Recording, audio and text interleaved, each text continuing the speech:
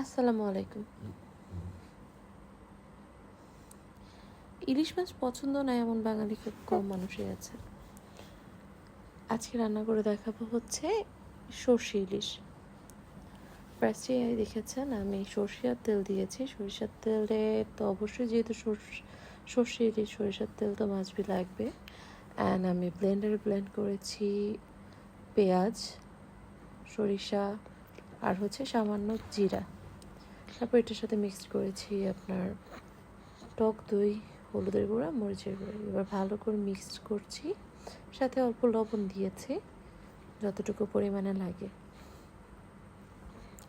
মিক্সিংটা খুব ভালো মতো করতে হবে যাতে কোনো লাম্পস না থাকে। এইবার হচ্ছে আমি দিয়ে দিচ্ছি ইলিশ মাছ। ইলিশ মাছটা বেশ বড় ছিল, 1.5 কেজি ওজনের মতো ছিল।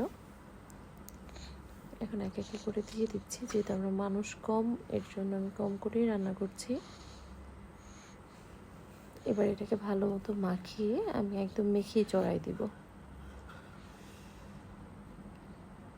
প্রত্যেকটা মাছ খুব সুন্দরভাবে মেখে মেখে চড়াই দিচ্ছি। আর ইলিশ মাছের মধ্যে আমি প্রথমে লবণ দিয়ে রেখেছিলাম যাতে লবণটা ভিতরে প্রবেশ করে।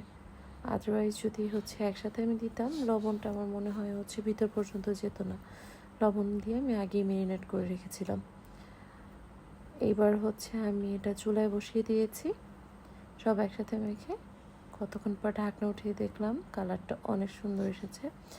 অ্যান্ড ধন্যবাদ, আমার অনেক বেশি ভালো লাগে। এটা চাইলে আপনি স্কিপ করতে পারেন।